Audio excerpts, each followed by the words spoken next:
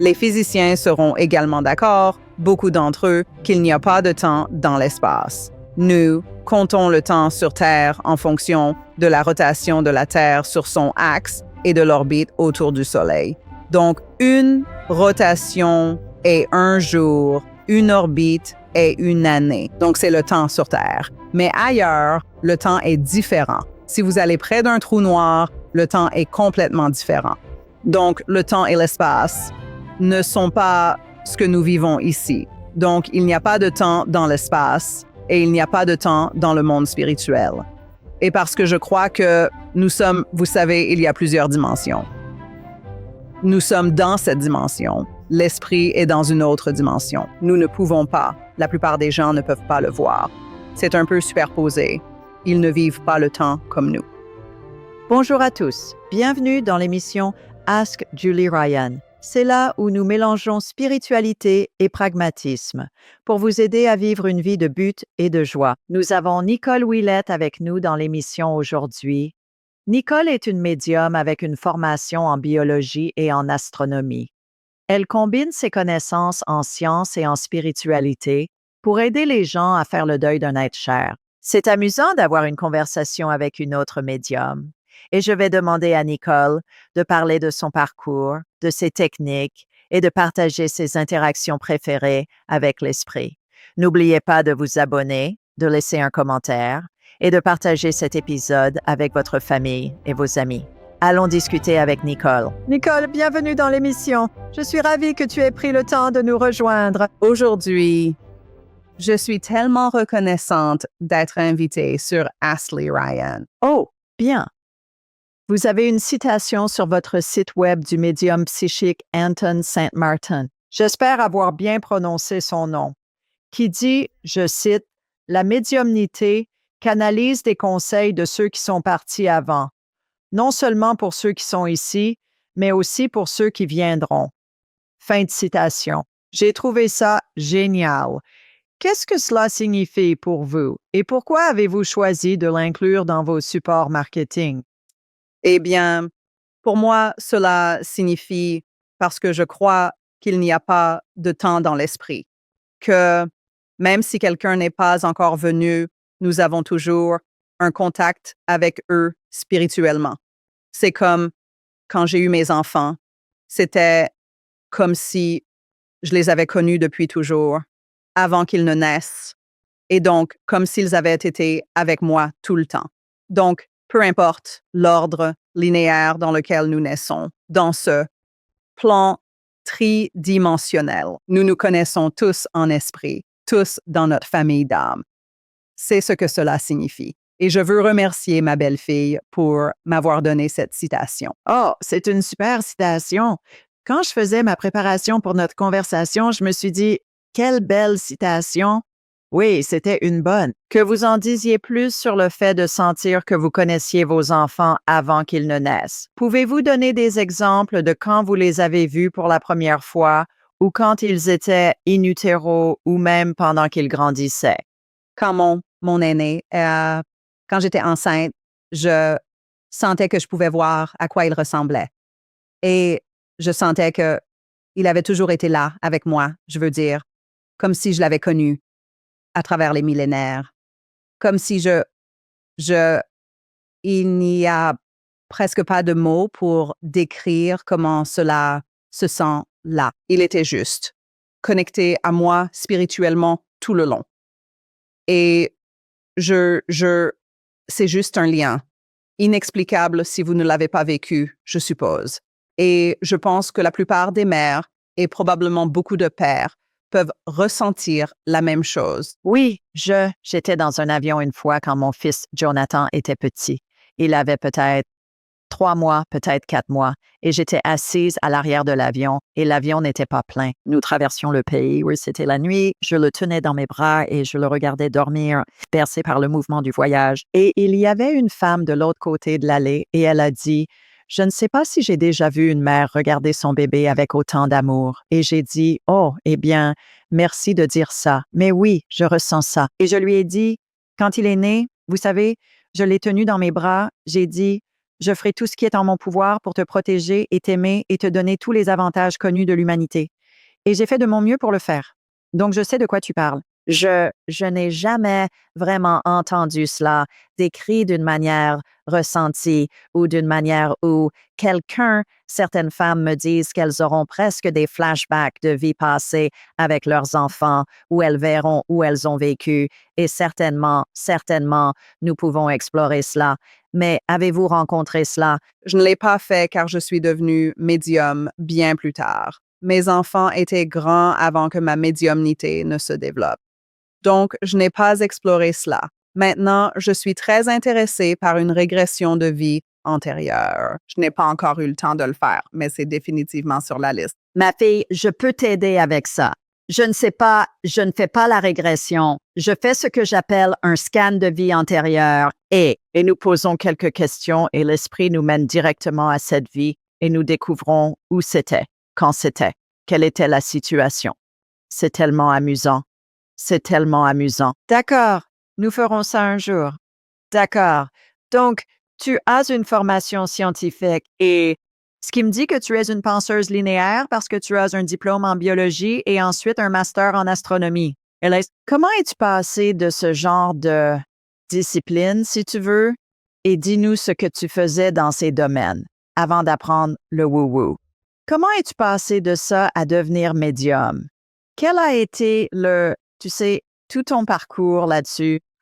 Well, je t'écoutais juste dans une interview précédente, plus tôt aujourd'hui, et tu parlais du film Contact. C'est mon film préféré. Moi aussi.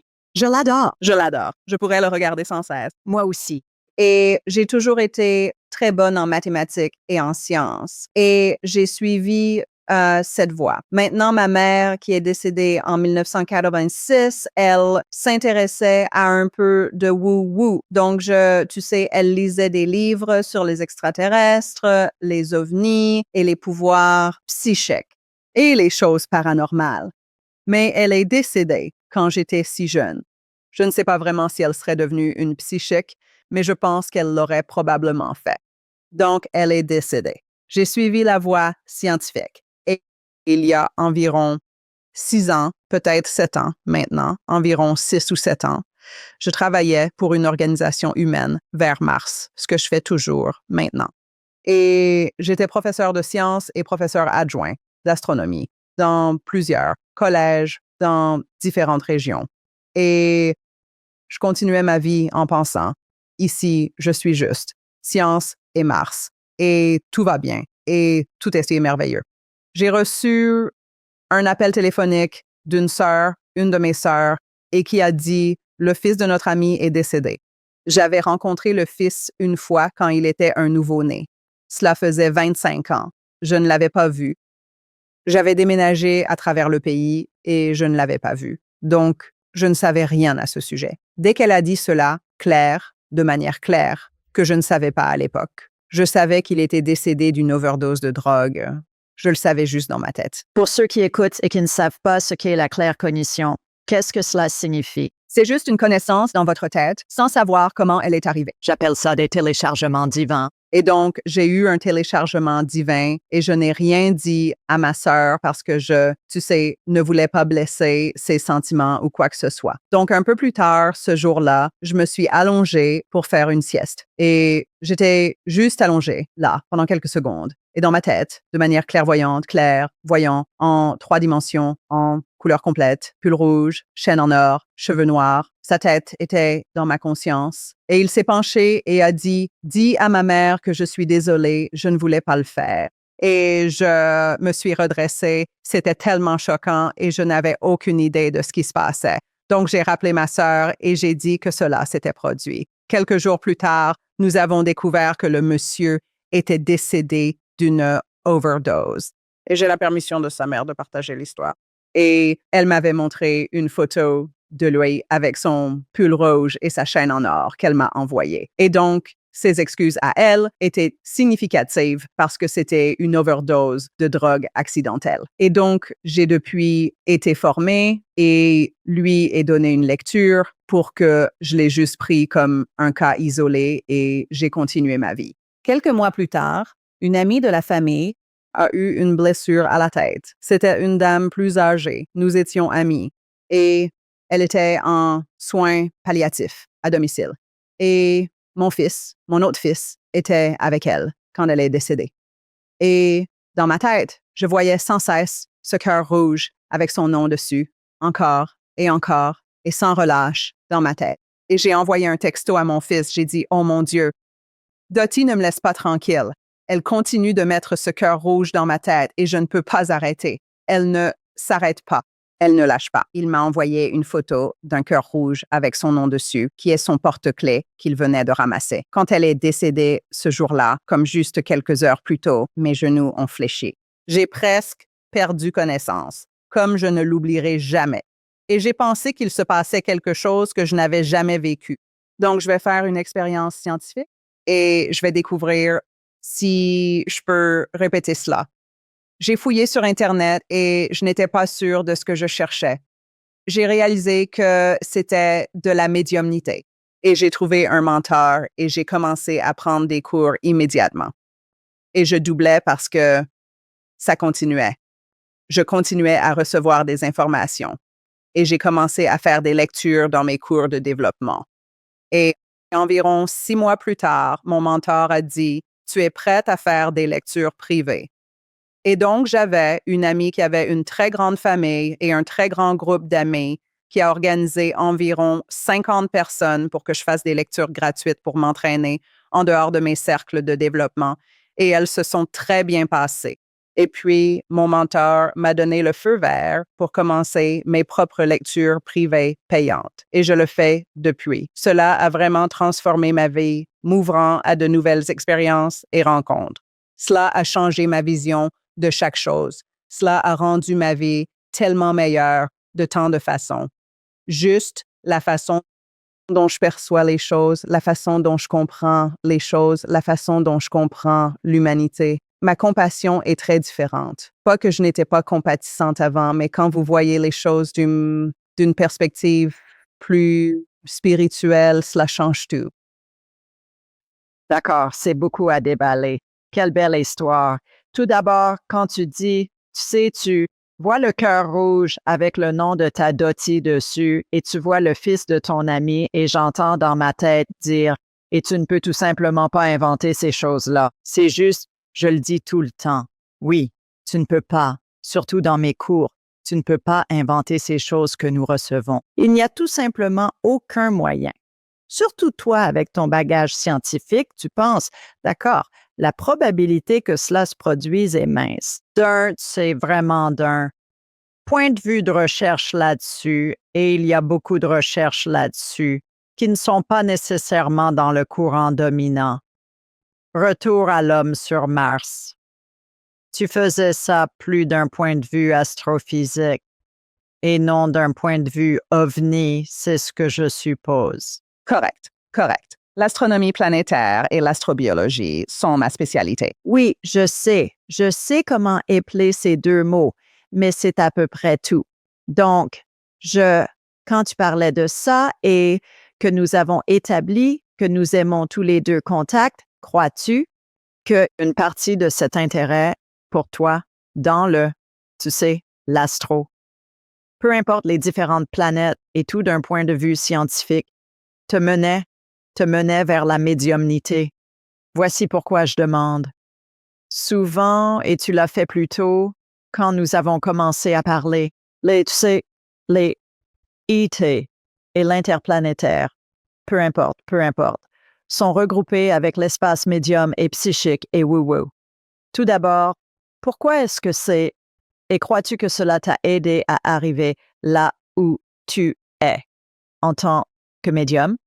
Parce que, comme dans Contact, dans le film, tu as maintenant la capacité de communiquer avec une vie intelligente, non humaine. Donc, c'est beaucoup. D'accord. Réponds comme tu veux. C'est une question importante. Cette question a un peu duré. Longtemps, mais je comprends ce que tu dis. Donc, j'y ai beaucoup réfléchi, en fait, parce que j'étais attirée par l'astronomie depuis 1988. de manière obsessionnelle, comme je ne pouvais pas arrêter d'y penser et de lire des livres à ce sujet, tu sais, avant Internet. Et je pensais, et puis je suis devenue médium. Et quand j'ai commencé à faire ma méditation de médiumnité, ma séance dans le pouvoir, je suis allée immédiatement dans l'espace à chaque fois. Et j'ai des histoires à ce sujet qui, tu sais, sont incroyables. Et je me demandais, est-ce que je vais dans l'espace, dans ma méditation, parce que j'ai étudié l'astronomie, ou ai-je étudié l'astronomie parce que j'étais dans l'espace spirituellement depuis si longtemps? Et j'en suis venue à la conclusion que j'étais poussée à étudier l'astronomie à cause de mon parcours spirituel que je ne connaissais pas, jusqu'à plus tard, quand je suis devenue médium. Donc, je sens que c'était là et je ne le savais pas, et maintenant, je me sens très à l'aise. Et en ce qui concerne d'autres êtres sensibles, des extraterrestres, même scientifiquement, tout vrai scientifique qui étudie cela doit admettre que la quantité de galaxies et de planètes que nous avons dans cet univers est presque incalculable à ce stade. Le nombre est si grand qu'il n'y a aucun moyen que nous soyons la seule vie dans cet univers. Il n'y a absolument aucun moyen que ce soit vrai. Il doit y avoir d'autres êtres sensibles, qu'ils existent à côté sur Mars ou, tu sais, Alpha Centauri ou la galaxie d'Andromède est sans importance. Nous pouvons apprendre à communiquer avec eux télépathiquement si nous le souhaitons. Oui, je pense que tu l'étais. Je pense que tu es guidé. Je pense que c'est absolument clair comme de l'eau de roche dans mon esprit en t'écoutant parler, en pensant, cette fille est guidée. Je suis d'accord avec toi. Tout cela, avec ça, avec cette base de connaissances que tu as sur les planètes et les différentes galaxies très éloignées. Et tout cela, ce sont des chiffres, le langage universel. J'y ai cru même avant d'être médium. Et la raison pour laquelle est, si tu vis sur une autre planète et que tu ne parles aucune langue native de la Terre, tu sais, le mandarin, l'anglais, l'espagnol, peu importe, tu dois être capable de communiquer. En mathématiques, nous savons qu'un objet est un.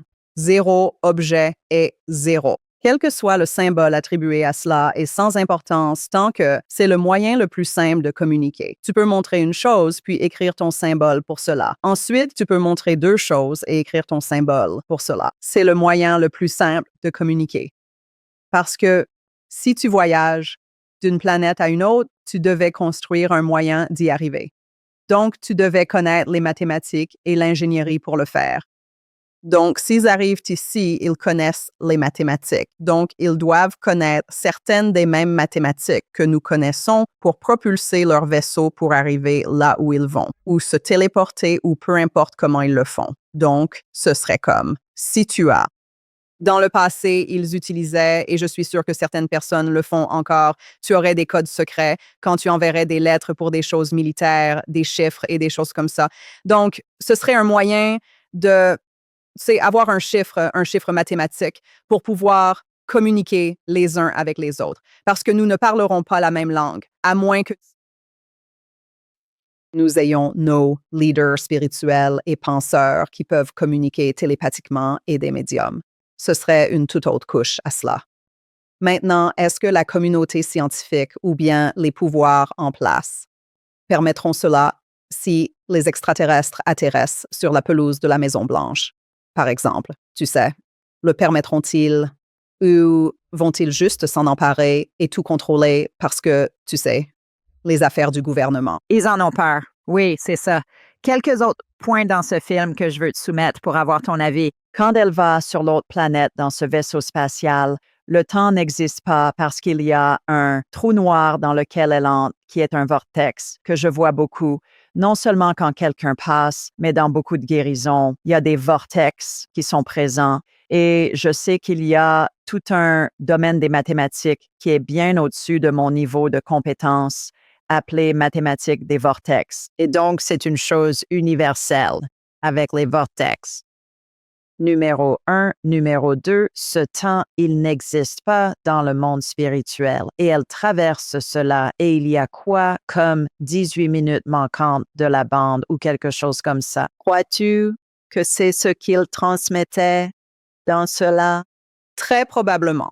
Et les physiciens seront également d'accord, beaucoup d'entre eux, qu'il n'y a pas de temps et d'espace parce que nous comptons le temps sur Terre en fonction de la rotation de la Terre sur son axe et de l'orbite autour du Soleil. Donc, une rotation est un jour, une orbite est une année.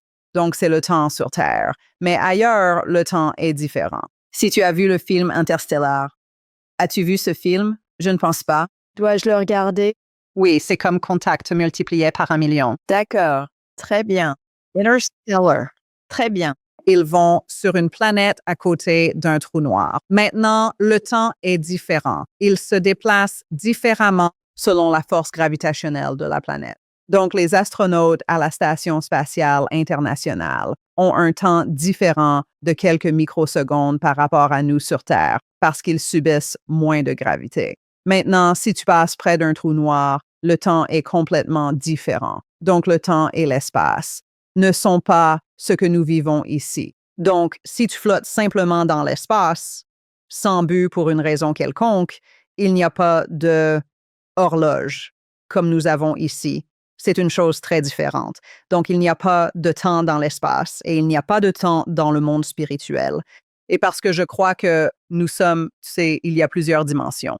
Nous sommes dans cette dimension. L'esprit est dans une autre. Nous ne pouvons pas. La plupart des gens ne peuvent pas le voir. C'est un peu superposé. Ils ne vivent pas le temps comme nous. Donc, c'est je suppose, réponse compliquée. À cela, non, mais c'est fabuleux parce que je n'avais jamais entendu ça avant et je n'y avais jamais pensé, mais ça a totalement du sens. Je vis à Birmingham, Alabama et Huntsville est à quelques heures au nord de moi. As-tu été à la NASA? Pas celle en Alabama, mais je ne vis pas loin de Kennedy. C'est fabuleux. Viens, je t'y emmènerai. D'accord, je suis prêt. Et donc, le docteur Von Braun, bien sûr, était celui qui était le scientifique des fusées d'Allemagne qui a amené tous ces gars et ils ont fait le programme Apollo et certains des les ingénieurs qui ont travaillé avec lui quand il était plus âgé et qui étaient jeunes, ils sont encore vivants et ils sont retraités et ils sont guides au musée. Et la dernière fois que j'y suis allée, j'avais de la famille en ville et je les ai emmenés là-bas. J'ai discuté avec l'un d'eux pendant 1 heure. C'était fascinant ce qui se passait, tu sais, toute l'histoire de tout ça. Donc, j'ai toujours été fascinée par ça. Les détails qu'il partageait étaient vraiment captivants. Et puis l'autre chose à propos du film Contact, 2 choses. Numéro 1, elle est capable de communiquer avec les extraterrestres télépathiquement, ce que nous faisons spirituellement, n'est-ce pas? Et nous communiquons télépathiquement. Et j'ai toujours eu l'impression que celui qui a écrit ce scénario, et je sais que c'était Carl Sagan, mais ensuite quelqu'un d'autre, tu sais, l'a pris de son livre pour en faire le scénario. Il connaissait le woo-woo. Oh, absolument. Es-tu d'accord? Absolument, à 100%. Il y a beaucoup de films comme ça. Je veux dire, le Star Wars original, les Chevaliers Jedi, toute la culture woo-woo de Yoda et ce qu'il enseigne, comme ce n'est pas nouveau aux États-Unis. Nous pensons que c'est nouveau et fou. C'est vrai. Mais d'autres cultures ont pensé à tout ce woo-woo depuis des millénaires. Tu sais, les cultures anciennes avaient des leaders spirituels partout dans le monde. Donc, nous venons juste tu sais, nous pensons que nous sommes si civilisés ici, alors que si tu regardes ça, peut-être que nous ne sommes pas si civilisés parce que nous avons perdu le contact avec notre woo-woo. Et nous devons ramener cela dans nos vies pour nous connecter à la conscience collective, afin que nous puissions voir la compassion et prendre soin les uns des autres que nous avons perdus. Eh bien, et les dessins anciens dans les grottes en Europe et en Égypte et des endroits comme ça, je veux dire, ils ont comme des gens des étoiles sur les murs et des vaisseaux spatiaux. Eh bien, pourquoi dessineraient-ils cela s'ils ne l'avaient pas vu? Exactement. Un symbolisme très spirituel dans beaucoup d'eux. J'adore l'art ancien, j'adore les cultures anciennes, j'adore tout ça. Oui, moi aussi. C'est fascinant. Très fascinant. Je suis d'accord. D'accord, merci d'avoir exploré ce terrier de lapin avec moi. Ces choses, J'adore en parler. Est-ce que tout le monde a la capacité de communiquer avec l'esprit? Est-ce que nous le faisons tous, que nous en soyons conscients ou non? Je crois que tout le monde a la capacité, s'ils choisissent, de le faire. Je pense que tu dois avoir l'esprit ouvert, à un certain degré, pour le faire. Et certaines personnes sont fermées. Comme moi, il y a des gens que je connais qui sont juste, il y a juste un blocage, rien de spirituel ne rentre. Ils sont complètement athées. J'ai travaillé avec de nombreux scientifiques qui sont comme ça. Je connais des gens dans ma vie personnelle qui sont comme ça. Tu dois ouvrir cette partie de ton esprit pour permettre que cela se produise. Mais je pense que si ils le faisaient, cela se produirait. Je pense que tout le monde peut le faire s'ils y travaillent. J'enseigne des cours et j'ai pris des étudiants de, tu sais, absolument aucune connexion à les faire progresser, les faire progresser, les faire progresser, élever leur conscience. Et puis, ils obtiennent toutes ces preuves et ils sont comme, je ne sais pas. Comment j'ai fait ça? Je dis, parce que tu as fait le travail et tu as permis que cela se produise. Oui, t'élèves ton niveau vibratoire. Pourquoi est-ce que les scientifiques sont si fermés d'esprit sur des choses en dehors de leur petite boîte? C'est ce que. Pourquoi est-ce? J'adore cette question et je suis si contente que tu l'aies posée. J'en parle tout le temps. Ego, ego, ego. Parce que si je n'y ai pas pensé, si je ne peux pas le toucher, ça ne peut pas être réel. Et cela nuit à la science. Cela lui nuit. Les scientifiques devraient être les personnes les plus ouvertes d'esprit au monde parce que tu es censé suivre les preuves. Et si tu ne suis pas les preuves, si tu es comme non, je ne veux pas regarder ces preuves, tu ne fais pas de science. Parce que quand tu as des médiums et des voyants partout dans le monde qui ont obtenu tant de preuves de tant de manières différentes, je veux dire, le gouvernement américain a étudié cela pendant des décennies. Et ils l'ont fait. Ils ont des médiums et des voyants dans toutes les agences, toutes les agences de renseignement, toutes les agences de renseignement militaire. Eh bien, l'industrie de la santé là, Microsoft là, Apple là, Google là, ils ont tous des voyants et des médiums qui les aident à développer de nouvelles gammes de produits et des choses comme ça. D'accord, changeons de direction un instant. Qu'est-ce qu'un médium de preuve? Un médium de preuve est comme un scientifique de preuve. Nous recueillons des preuves dans nos lectures. Ce n'est pas quelque chose de si commun que cela pourrait s'appliquer à n'importe qui. Comme ta grand-mère t'aimait. Elle t'a donné un chaton pour ton anniversaire, ou tu t'asseyais sur ses genoux et elle te chantait des chansons comme c'est super commun. Ces preuves pourraient s'appliquer dans certaines circonstances. Mais tu dois aussi avoir des preuves qui sont inhabituelles, des preuves qui ne sont pas trop évidentes, quelque chose qui est une couche plus profonde. Je vais donner un exemple. En parlant de grand-mère, je donnais une lecture à une dame. Sa grand-mère l'a rendue consciente, tu sais, est entrée dans ma conscience et j'ai vu du tulle de mariage, des tas et des tas et des tas de tulle de mariage. Et j'ai dit, elle me montre des tas de tulle de mariage. Le tissu.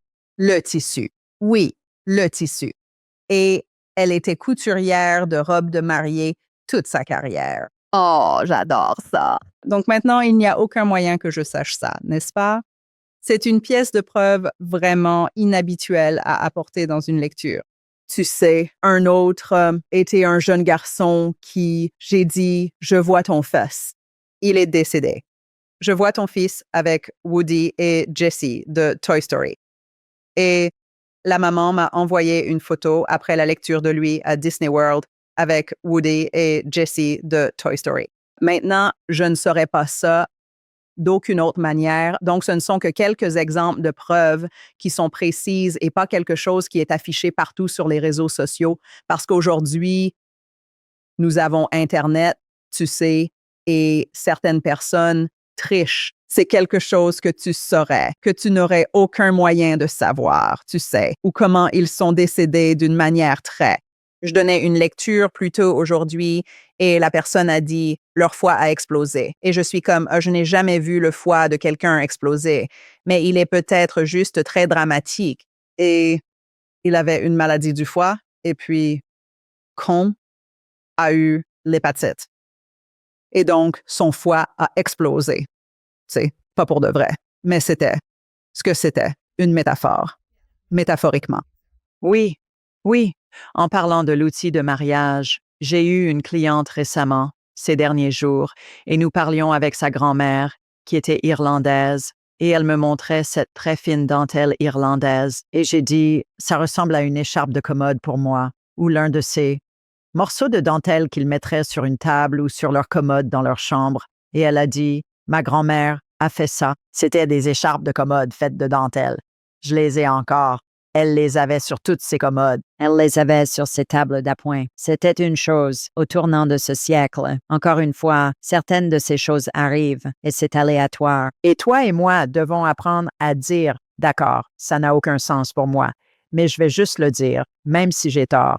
Et ça ne signifie rien pour eux parce que 90% du temps, ça a du sens. Et même s'ils ne peuvent pas le comprendre à ce moment-là.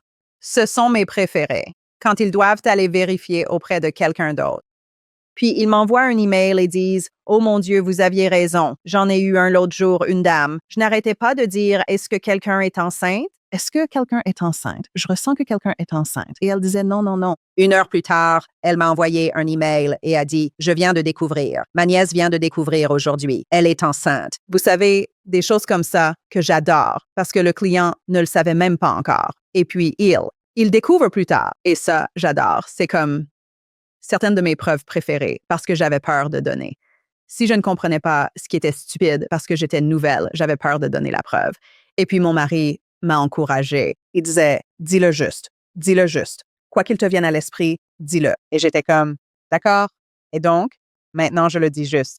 Eh bien, et je dis toujours aux gens aussi, et il semble que tu fasses la même chose, que cela puisse avoir du sens pour toi à ce moment-là. Cela peut avoir du sens plus tard quand tu y réfléchis ou que tu vérifies, et cela peut concerner quelque chose qui n'est pas encore arrivé. Oui, exactement. Je le fais. Je leur fais savoir que cela pourrait être. Et l'autre chose, parfois les clients ne comprennent pas. Cela n'a pas besoin d'être arrivé dans les 2 semaines suivant leur décès. Cela pourrait être arrivé il y a 40 ans. Exactement. Vous savez, vous savez, le temps n'a pas d'importance si c'est un souvenir d'il y a 40 ans et que c'est arrivé. Vous savez, comme ils diront, « Oh, mais c'est arrivé il y a 40 ans. » Oui, mais c'est arrivé. Oui? Qui s'en soucie? Exactement. Que dites-vous aux gens qui sont mal à l'aise ou sceptiques à propos de la connexion avec un être cher décédé? Je reçois beaucoup de trolls. Je suis sûre que toi aussi. Comme pour me dire que je vais en enfer. Et le feu et le soufre. Je ne reçois plus tellement ceux-là. J'en ai eu au début quelques-uns. C'est comme quand tu sais quelque chose si complètement, rien ne peut te déstabiliser. Tu sais comme tu aimes tes enfants. Quelqu'un peut-il jamais changer ça pour toi? Non, non, c'est tellement complètement une partie de qui tu es. C'est comme ça pour moi. Je ne me soucie pas vraiment si les gens me jugent pour ça. Je ne me soucie pas vraiment s'ils n'y croient pas, parce que les personnes qui sont les plus proches de moi, qui sont les plus importantes pour moi, me soutiennent. Et c'est tout ce qui compte vraiment pour moi. Les gens à la périphérie qui sont critiques, les gens qui pensent que je suis folle, les gens qui... Ce n'est pas mon problème. Je ne peux pas laisser ça m'affecter et je ne le laisserai pas m'affecter parce que je crois vraiment que la conscience collective ou la source ou Dieu ou peu importe comment les gens veulent le définir a permis que cela m'arrive quand cela s'est produit pour une raison. Parce que je suis censée aider les gens à guérir. Et c'est la chose la plus importante pour moi. Alors, voici comment je gère. Quelqu'un qui dit quelque chose de sarcastique sur l'un de mes réseaux sociaux, supprimer. Supprimer. Bloquer. Supprimer. Tu sais, si tu as une question, c'est bien.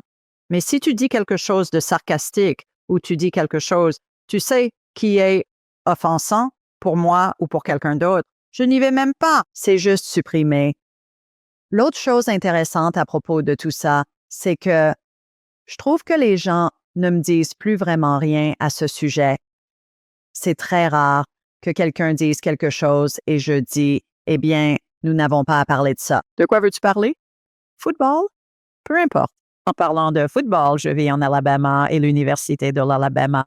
Je suis une grande, grande fan de sport, fan moi-même. Oui, donc la réponse de Saban à ça. Il raconte cette histoire à propos de ces joueurs qui étaient contrariés parce que les gens en ligne étaient vraiment en train de dire des choses horribles sur l'équipe parce qu'ils ont perdu un match. Oui, parce que si tu ne gagnes pas chaque match, tu es terrible. Exactement. Et ce sont des enfants, pour l'amour de Dieu. Je veux dire, les pros ne gagnent pas chaque match. Alors, David, j'adore ce que S dit. Pourquoi laisserais-tu un grand vieux chauve, gros type assis en sous-vêtements dans le sous-sol de sa mère, écrire des choses sarcastiques en ligne, t'affecter dans ta vie? Exactement. Ça ne vaut pas la peine d'être lu. C'était tellement drôle. Keyboard warriors. Les guerriers du clavier, ils tapent derrière un masque et c'est comme « dis-le-moi en face ». Tu sais? Eh bien, tu sais, quel est le but? Oui, quel est le but? Trouve-toi une vie. L'ennui. Il s'ennuie. Peut-être. La recherche montre que se connecter avec les esprits des êtres chers décédés peut être bénéfique pour aider à guérir le deuil. As-tu trouvé que c'était le cas? À 1 000 000%. Je reçois tellement d'emails et tellement de témoignages. Une dame m'a dit quelques semaines après sa lecture qu'elle envisageait de mettre fin à sa vie avant la lecture. Et ça a vraiment frappé fort parce que je veux aider les autres autant que je peux. Je ne suis pas parfaite. J'ai des défauts. Tu sais, je ne fais pas une lecture parfaite à chaque fois. C'est impossible. Mais je ne suis pas non plus une psychiatre formée. Et donc, c'est une énorme responsabilité. Nous devons vraiment aborder cela avec nos propres éthiques et standards parce que les gens souffrent quand ils viennent à nous et ils veulent des réponses et ils veulent se sentir mieux et ils veulent se sentir connectés. Et quand tu te soucies vraiment de ce que tu fais et que tu essaies vraiment d'aider les gens à guérir ou à commencer ou à continuer leur parcours de guérison, c'est important pour moi et je le prends vraiment au sérieux. Et quand quelqu'un vient me voir et dit « J'envisageais de mettre fin à ma vie jusqu'à ce que j'aie ta lecture », ça me fait juste. Encore plus, vouloir me soucier plus, faire mieux, faire plus, aider plus, parce que tu ne connais pas la personne. C'est un étranger de l'autre côté de la réunion Zoom. Tu ne sais pas ce qui leur est arrivé ce jour-là ou ce qu'ils traversent.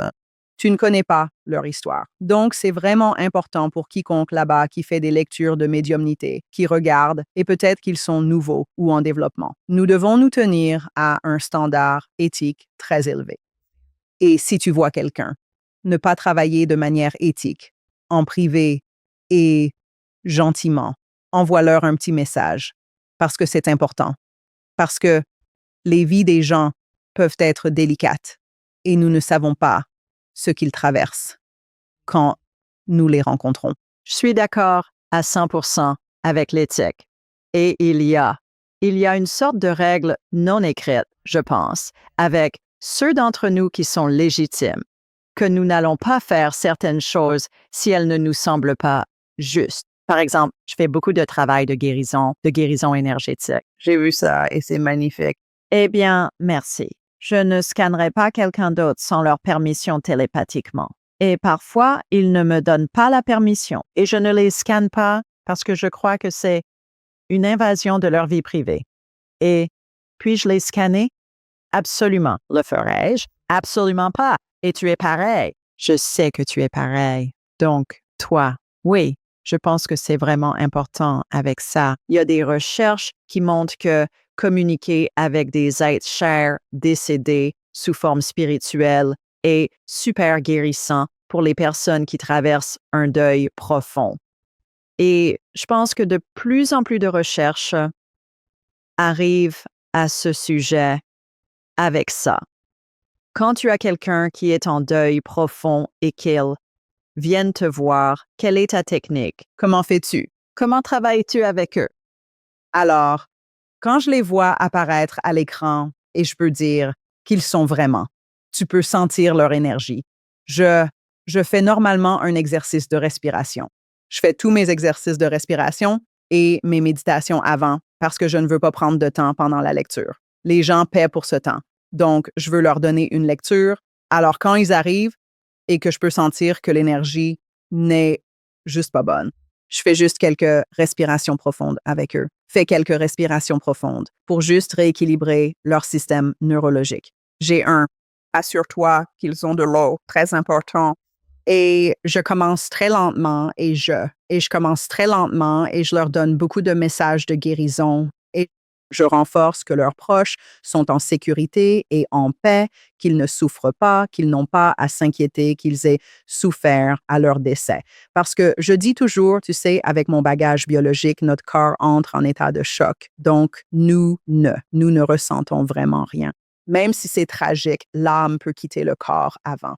Si elle sait qu'en 5 secondes, je vais être frappée par une voiture et mon âme peut quitter mon corps d'abord. Et puis parfois, s'ils ne se sentent toujours pas, bien, je reste juste avec eux.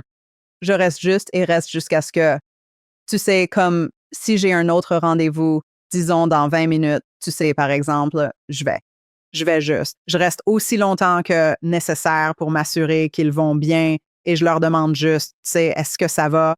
Puis-je t'aider avec autre chose? Et c'est juste, tu sais, avec mon bagage éducatif, enseignant pendant 20 ans en classe, en tant qu'enseignant, nous devons faire beaucoup de ça. Tu sais, tu maternes en tant qu'enseignant beaucoup. Donc, c'est un peu comme ça. Tu dois juste t'assurer qu'ils vont bien parce que tu ne veux pas raccrocher après une lecture et découvrir plus tard que quelque chose de très mauvais est arrivé. Alors, je les apaise, les calme, les aide à atteindre un état aussi calme que possible. Je demande s'ils ont un thérapeute, s'il y a quelqu'un que je peux contacter pour eux. Ce sont des cas extrêmes. J'allais dire sont des gens qui sont agités après que tu aies parlé avec leurs proches en esprit. Est-ce très courant? Non. 1 sur 500, peut-être. D'accord. Oui, je ne rencontre pas ça non plus. 1 sur, tu sais, 1 sur 500. Habituellement, c'est un parent qui a peut-être réservé une lecture trop tôt. Mais tu ne sais pas ça. Parle de ça. Qu'est-ce qui est trop tôt? Eh bien, je dis 3 à 6 mois après une perte tragique, ils devraient attendre parce que nous devons guérir. Un peu mentalement pour ne pas être dans un tel état de deuil sévère que la lecture pourrait faire plus de mal que de bien. Donc, je recommande toujours aux gens d'attendre 3 à 6 mois. Maintenant, je ne peux pas contrôler quand ils réservent une lecture. Ça pourrait être le lendemain. Et donc, ce sont les cas dont je parlais plus tôt. S'ils sont en deuil sévère, tu sais, je les guide autant que je peux en leur offrant des conseils et du soutien. Mais ce n'est pas parce que l'esprit ne peut pas passer. Mes 2 premières expériences dont nous avons parlé plus tôt étaient le jour où la personne est décédée. Donc, l'esprit peut passer immédiatement, comme tu le sais. Et même avant, je suis sûre que toi, avant de passer, ils peuvent. Passer tout le temps. Peu importe s'ils sont attachés à un corps ou non. C'est sans importance. Oui, exactement. À cause de l'âme supérieure et, tu sais, le quantique. Tu sais, la matière de l'âme. Donc, oui, si tu es en deuil sévère, tu ne devrais pas obtenir une lecture tout de suite. Juste 3 à 6 mois est ce que je recommande. C'est ce que les médiums avec qui j'ai travaillé recommandent. Je ne sais pas si tu recommandes la même chose. Je ne le fais pas. Et j'ai eu des gens qui ont appelé dans mon émission quand ils ont eu un être cher. J'ai eu quelques personnes qui me viennent à l'esprit, qui ont appelé le jour où leur être cher est décédé, et nous les avons mis en ligne. Et leur esprit, et c'était tellement réconfortant pour eux. Je veux dire, et ils, comme toi, ils m'ont envoyé un email plus tard, et ils ont dit merci, merci, merci. Mon Dieu, c'était la chose la plus réconfortante. Suzanne Wilson, notre collègue Suzanne Wilson, elle est passée dans l'émission et elle fait attendre les gens. Je pense qu'elle a dit que c'est soit 6 mois ou 1 an avant qu'elle ne fasse une autre séance avec eux, parce qu'elle a dit, parfois les endeuillés deviennent accros à utiliser des médiums pour parler avec leurs proches. Et elle a dit, je ne veux pas encourager ça. Et j'ai dit, eh bien, il y a seulement environ 1 milliard d'entre nous, donc ils peuvent aller voir quelqu'un d'autre. Et elle a ri et elle a dit, tu as raison. Mais elle a dit, je n'ai pas à participer à ça. Et es-tu d'accord avec ce cas? Je suis d'accord avec ça. J'ai dû dire à certains de mes clients qui réservaient une séance chaque mois. Et toi? Et c'est pour la même personne en esprit. Et il n'y a qu'une quantité limitée de choses que tu peux dire et obtenir. Il y a beaucoup d'informations répétitives. Et c'est comme si tu avais. Je dis toujours, attends 3 mois. Attends 3 mois. Parce qu'à moins que ce ne soit pour un autre proche en esprit, c'est une autre histoire. Tu sais, si aujourd'hui tu veux parler à papa et dans un mois tu veux parler à ton frère, ce sont 2 séances totalement différentes. Mais si tu veux toujours parler à la même personne encore et encore, 3 mois minimum, je recommande. Trouves-tu que lorsque tu communiques avec l'esprit, ils vont te donner des choses similaires À transmettre à tes clients, c'est-à-dire qu'ils vont parler de choses similaires, comme voici un signe que je t'envoie, ou voici quelque chose qui se passe dans ta vie, ou voici quelque chose que je veux que tu dises à quelqu'un d'autre. Trouves-tu qu'il y a un schéma avec la diffusion de différents clients? Veux-tu dire différents clients, c'est-à-dire différentes personnes? Correct. Donc, Suzy vient et elle veut parler à son grand-père, et Sally vient et Sally veut parler à son neveu décédé, et quelqu'un d'autre vient. Je veux dire, ont-ils comme des attentes similaires? Ils parlent de la famille et ensuite ils parlent de quelque chose qui se passe dans la vie du client et ensuite ils parlent d'autre chose. Vois-tu des schémas dans ce qu'ils ont à dire? Je ne vois pas vraiment de schéma. Je sens que chaque séance est très unique et elle. J'utilise différents clairs. Meaning. Donc, clairvoyance, clairvoyance, clairaudience, entendre, clair, cognizance, clair, savoir. J'ai beaucoup de clairsentience, beaucoup de sensations dans mon corps, de douleur et de choses. Donc, quand un nouveau médium peut être formé, il peut juste utiliser la clairvoyance, mais plus tu développes de clay, plus tes séances seront dynamiques et plus d'informations tu obtiendras.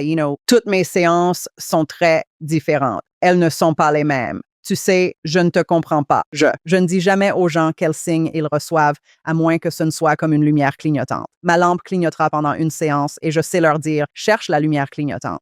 Mais oui, mes séances sont très différentes. L'information est presque jamais la même. Peux-tu nous donner quelques exemples d'une séance que tu as faite avec un client et les types d'informations qui sont venues? En dehors de l'outil de mariage et tout ça, oui. Oui, donc tu parles à grand-mère. Elle te montre l'outil de mariage. Ensuite, qu'a-t-elle à dire après ça? Là. Ensuite, il y avait un certificat de naissance projeté sur mon mur qui était intéressant. Et j'ai demandé au client, j'ai dit, comprends-tu pourquoi je vois ce certificat de naissance?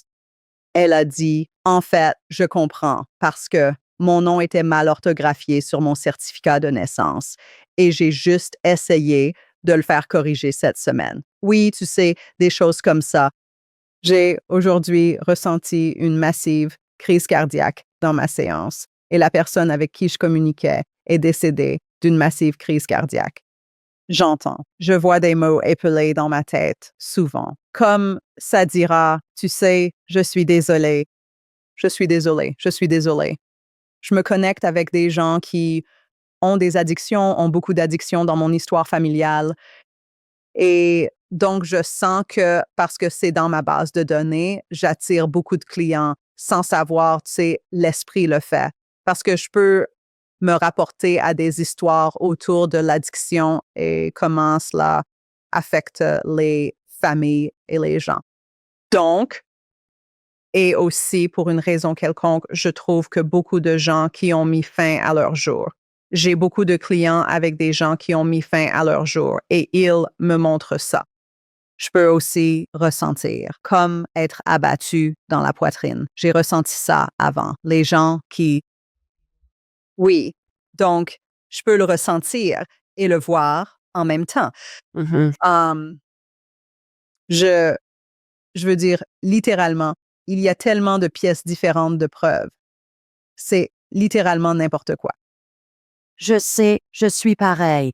Et c'est tellement drôle, Nicole, parce que je dis toujours, je pense que les esprits ont tous un TDAH, parce qu'ils ne nous parlent pas de manière linéaire. C'est comme, voici l'outil, et voici le certificat de naissance, et voici une voiture, et voici une recette de lasagne. Et tu te dis quoi? Comment cela se rapporte-t-il? Et ça ne se rapporte pas. À part leurs pièces à envoyer à ton client pour leur faire savoir que c'est vraiment eux avec qui nous conversons. Cela m'est arrivé dans ma séance plus tôt. C'était un tas d'informations aléatoires comme ça et le client a dit aucune de ces choses ne va ensemble, mais ce sont toutes des choses qui signifient quelque chose. Et moi, c'est génial. C'est drôle que tu aies dit ça parce que la séance avant que je ne vienne ici pour cette conversation, c'est exactement ce qui s'est passé. Oui, je reçois ça souvent. Et, et puis, l'information arrive assez vite. Je trouve que ça me rappelle une vieille pompe à eau. Tu dois pomper un peu et commencer la conversation. Et puis, ils deviennent vraiment bavards. Trouves-tu la même chose la plupart du temps? Parce que je le fais. Je m'assois dans le pouvoir avant chaque séance, même si j'en fais 3 ou 4 d'affilée. Je prends quelques minutes pour faire ça. La plupart du temps, ils apparaissent directement dans ma conscience et ils commencent à me donner des informations. Je les écris sur mon bloc-notes et puis je me connecte avec le client et je fais mon intro et puis je commence blablabla. Parfois, je trouve, et tu peux trouver ça aussi, s'ils ont de la honte autour de leur décès. Parfois, ils se retiennent un peu et puis ils me donnent quelque chose et puis ils se retirent un peu. Et cela indique généralement pour moi, d'une manière ou d'une autre, soit intentionnellement ou accidentellement, ils étaient responsables de leur décès ou ils se sont fait du mal pendant si longtemps avec de mauvaises habitudes que cela a conduit à leur décès. C'est mon expérience. Intéressant. Alors, quelle est ta technique? On dirait que tu fais une préparation avant chaque client ou avant que ta journée commence avec tes clients qui ont peut-être des rendez-vous à la suite et dans une séquence sur ton calendrier. Alors, donne-nous une idée de ce que tu fais pour. Je viens dans mon bureau, je brûle de la sauge, je nettoie, tu sais, l'espace, je mets l'intention de nettoyer toute négativité. Je fais mes cheveux et mon maquillage parce que Tu vas être à l'écran? and I écouter de la musique Amy-Sync et parfois, je regarde des vidéos d'expériences de mort imminente. Parfois, je regarde juste des interviews de gens parlant de médiumnité, juste pour mettre mon esprit là, parce que tu sais, beaucoup de avoir sa propre petite entreprise, c'est beaucoup de paperasse et beaucoup d'emails et beaucoup de travail occupé et tu veux être dans la zone quand tu fais ta séance.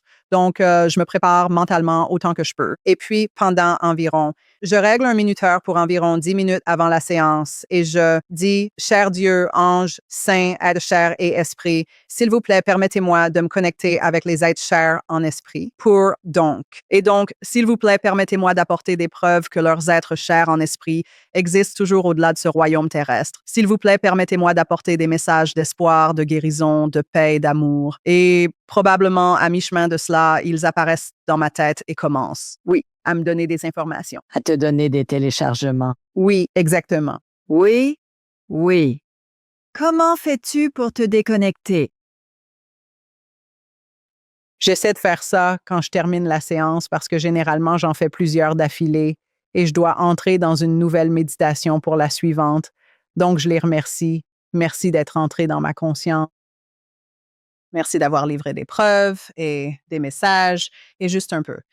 Et je ne veux pas dire repousser leur énergie, mais leur permettre de se déconnecter et leur faire savoir, tu sais, ils savent que je suis sur le point de faire une autre séance. Donc, ils sont conscients. Et puis, je règle tous les détails avec le client et puis, tu sais, je fais une petite pause étirement et puis je vais dans ma méditation pour ma prochaine séance.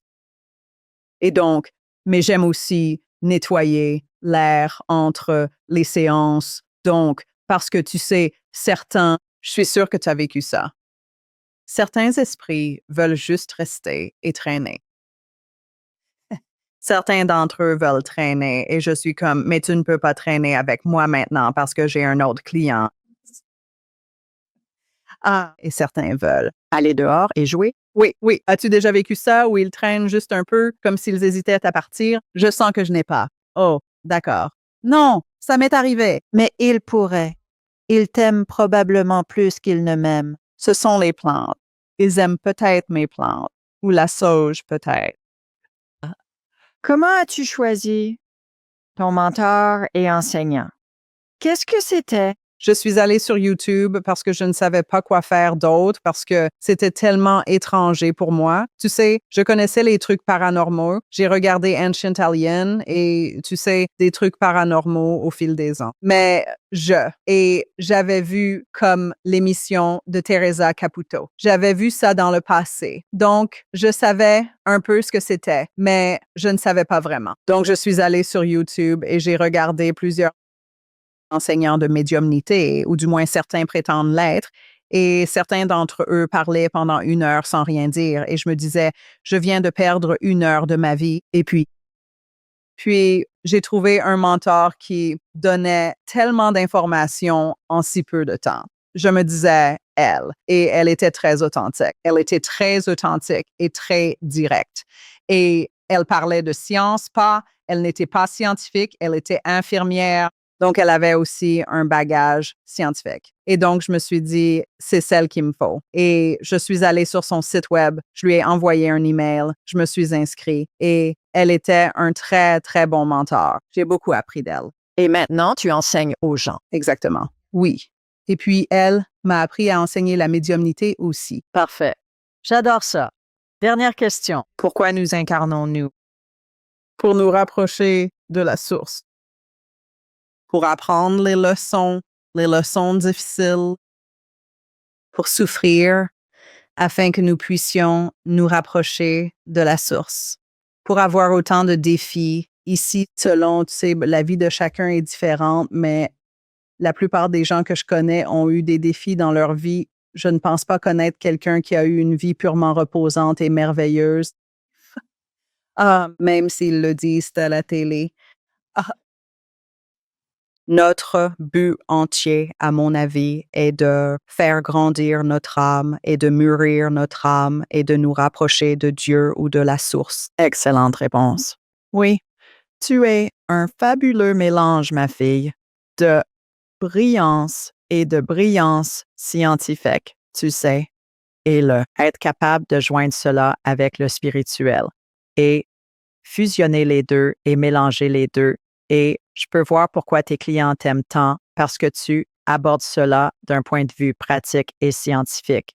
Et voici le côté émotionnel et spirituel de l'équation. Et donc, c'est vraiment, je pense, nourrir ces deux domaines en nous tous. Ou nous.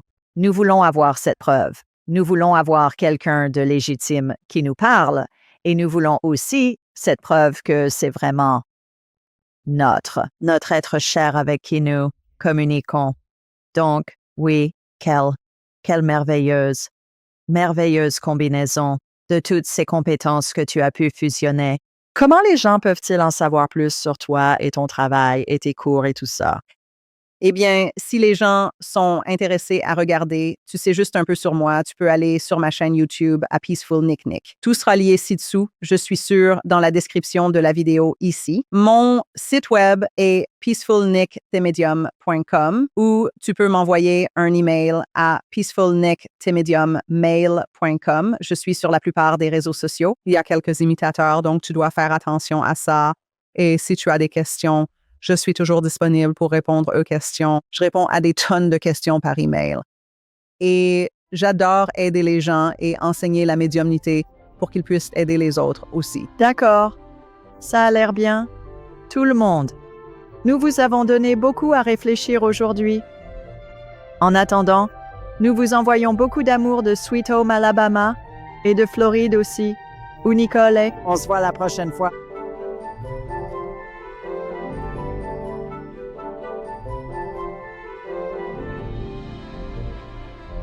Pour enrichir votre voyage spirituel, cliquez sur l'une des vidéos ci-dessous et n'oubliez pas de vous abonner, de laisser un commentaire et de partager avec votre famille et vos amis.